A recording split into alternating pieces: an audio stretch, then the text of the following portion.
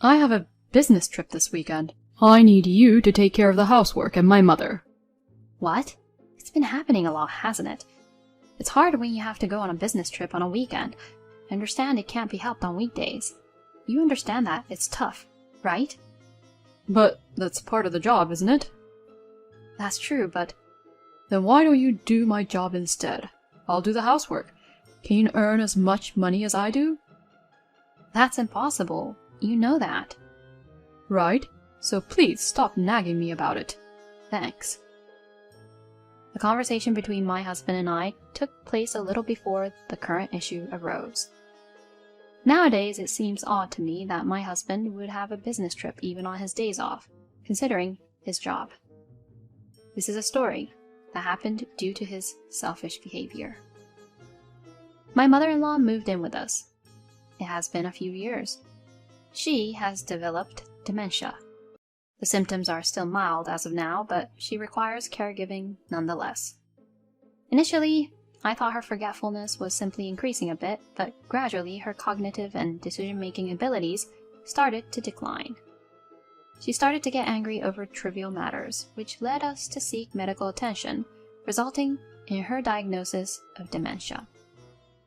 In the midst of this, her husband, who had been battling a chronic illness for a while, had passed away. This event caused my mother-in-law to lose even more of her desires to live, and she began to seclude herself in her room. Seeing her condition worsening, our family discussed who should take care of her. And ultimately, it was decided that the eldest son, my husband, should be the one to take care of her. When I married him, being the eldest son, I had braced myself for the possibility that a day like this would come. My mother-in-law was a very cheerful and lively person before her dementia. She married and gave birth at a young age, so compared to my parents, she is still quite young. The fact that she developed dementia was a great pity. According to my husband, his mother was strict in raising him, and he still fears being scolded by her. However, contrary to her relationship with my husband, my relationship with my mother-in-law was very good. To me, she was always kind and always on my side, and she was a reliable mother-in-law. I truly loved and respected her. Whenever my husband and I had an argument, I would consult with my mother-in-law, and she would scold my husband on my behalf. Seeing the troubled expression on my husband's face when he was scolded by my mother-in-law was quite comical. It was like a little child being yelled at by his mother. I believe our relationship was far more harmonious than most mother-in-law and daughter-in-law relationships. However, as I mentioned earlier, my mother-in-law became lethargic after her husband passed away, and she lost her strictness towards my husband. We, as a couple, gradually began to talk less and less. My husband took advantage of this and began to change his attitude little by little. Possibly resenting the fact that my mother-in-law had always sided with me, my husband's attitude became more arrogant. Upon reflection, I suspect that my husband may have intentionally taken on the care of my mother-in-law during the family discussions. Initially, my sister-in-law and her husband, who lived near our in-laws' home, were supposed to care for my mother-in-law, but my husband refused this arrangement. My husband flat out insisted, "As the eldest son, it's only natural that I should take care of my mother."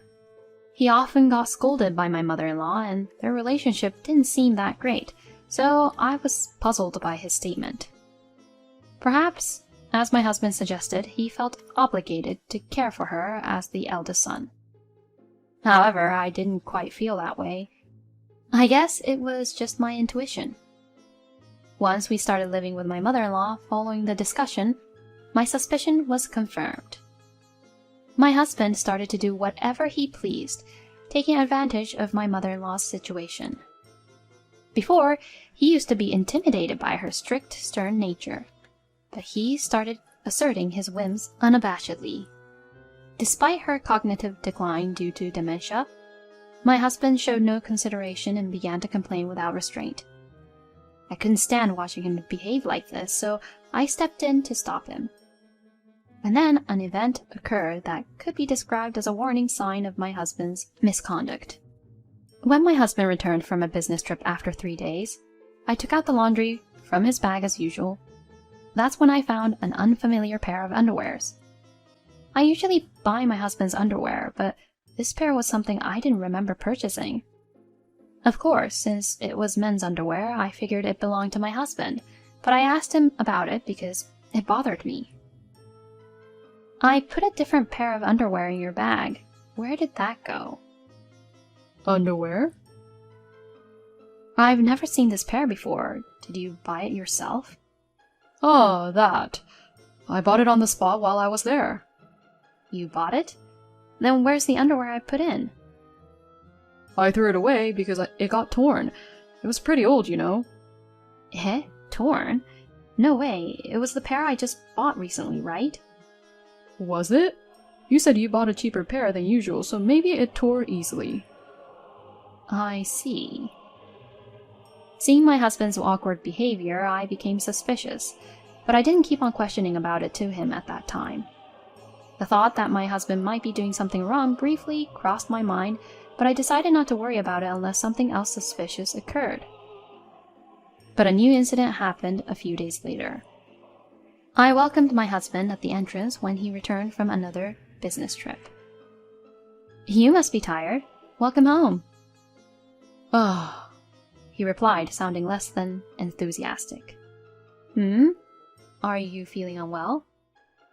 As I asked this, he said, I have something to discuss with you. It's important. He looked as though he'd made up his mind about something. My mother-in-law was already asleep, so I sat in the living room to hear what my husband had to say. What came out of his mouth left me astounded. I want us to get divorced.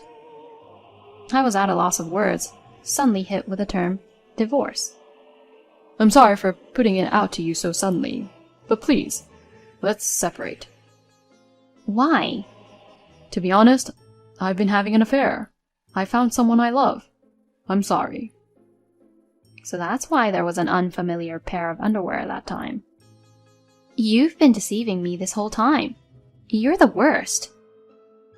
I understand why you say that. Also, the woman I've been seeing is pregnant.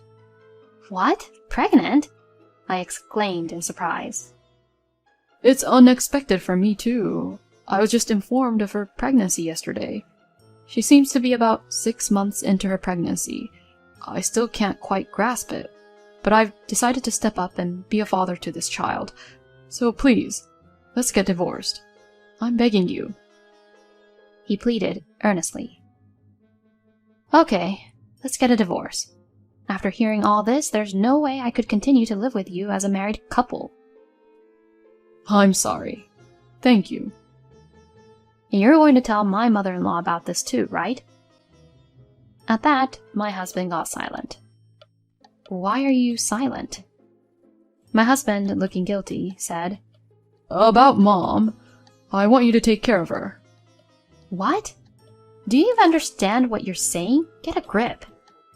I know, I'm being selfish, but don't you think it would be impossible for my lover to take care of both a child and an elderly person? You should be able to understand that if you think about it. With that mindset, how can you still ask for a divorce? I guess it's impossible, huh? Of course it is. If you want a divorce, you should be prepared to accept everything that comes with it. I understand.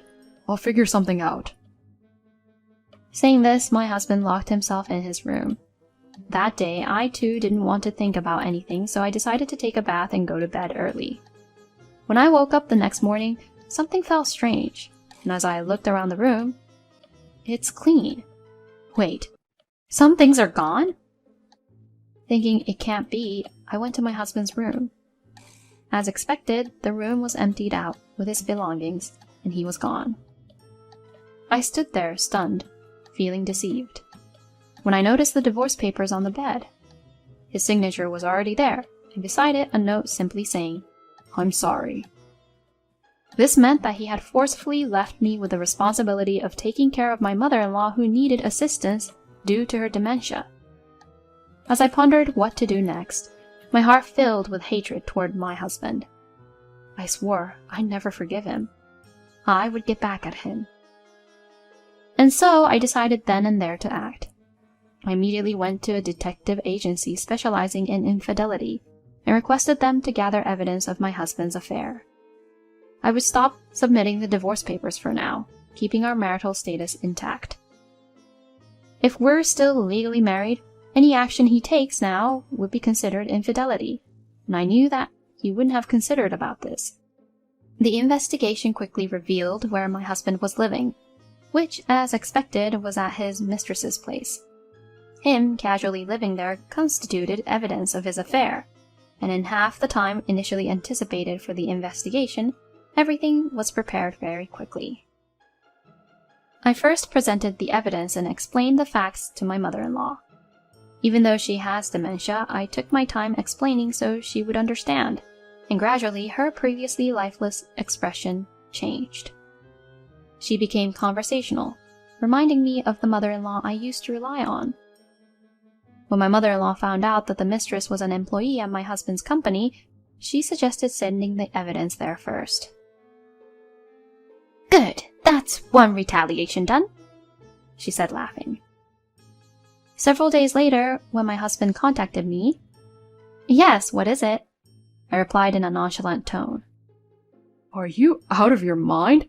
How could you send evidence of my affair to the company? My husband shouted over the phone.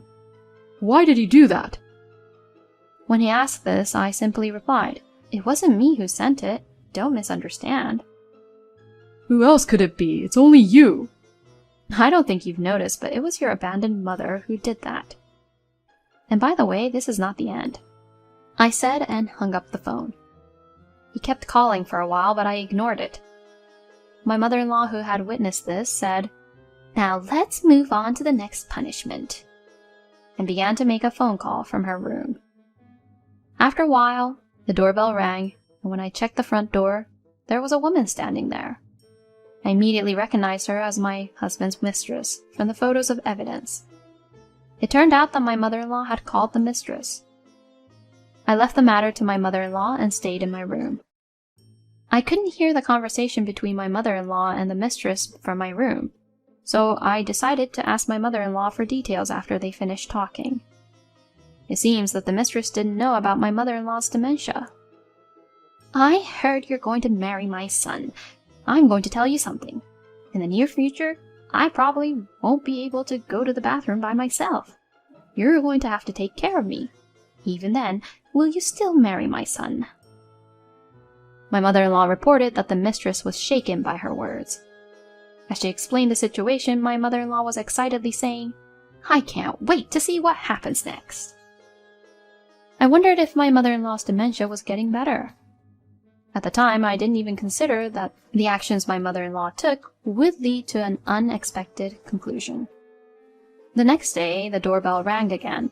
When I checked who it was, my husband was standing at the front door. "What is it?" I came to talk. Let me in. I let my husband into the house and was about to listen to what he had to say, when he told me something I did not expect. I found out that the baby in her belly was not mine, so we broke up. My husband claimed that the woman he was having an affair with had multiple lovers. Even though she knew that the child in her belly was from another man, she had chosen to claim it as my husband's child because out of her lovers, my husband had the highest socioeconomic status and salary. But after meeting my mother-in-law, she admitted the truth to my husband, saying that she couldn't possibly take care of my mother-in-law. I'm really sorry. I've reflected on my actions, so won't you reconsider getting back together with me? I'm sorry, but my decision remains the same. Therefore, please leave this house immediately. Also, regarding the divorce papers, there were some fields you didn't fill in, so they haven't been submitted yet. So you'll still be considered as having an affair during our marriage. I'll be expecting the alimony from you." Saying this, I handed him the divorce papers with a smile. What? Cut me some slack. "This is your own fault, you know. You must take responsibility for your actions." I said that and kicked him out of the house. After a while, my mother-in-law returned home from the hospital. When I reported the sequence of events to my sister-in-law who had accompanied her, she was indignant, exclaiming, "This is unbelievable! It's all his own fault!" "Sarah, I'm really grateful to you. I'm so sorry for troubling you with my problems and my good-for-nothing son. Now that my daughter will be taking care of me, you can enjoy your new life from now on." My mother-in-law said this with tears welling up in her eyes. The next day, she moved into my sister-in-law's house. I was later told by my sister-in-law that my mother-in-law's dementia was not cured, but only it was being slowed down by the medication she's been taking. As for me, my divorce from my husband was finalized, and I was able to secure a good amount of alimony. By the way, my husband's mistress had resigned from her job. It seems that it had become difficult for her to continue working at her company due to the evidence about the affair my mother-in-law had sent. Sensing the situation, my husband submitted a request for a transfer, which resulted in a demotion and a significant pay cut. Through caring for my mother-in-law, I came to want to work in a field where I could help the elderly, and I'm currently striving to obtain a caregiver certification. I have my mother-in-law to thank for finding this new purpose in my life. While I'm deeply grateful to my mother-in-law, I sincerely hope that the progression of her dementia can be slowed down even a little and that she can live a long life.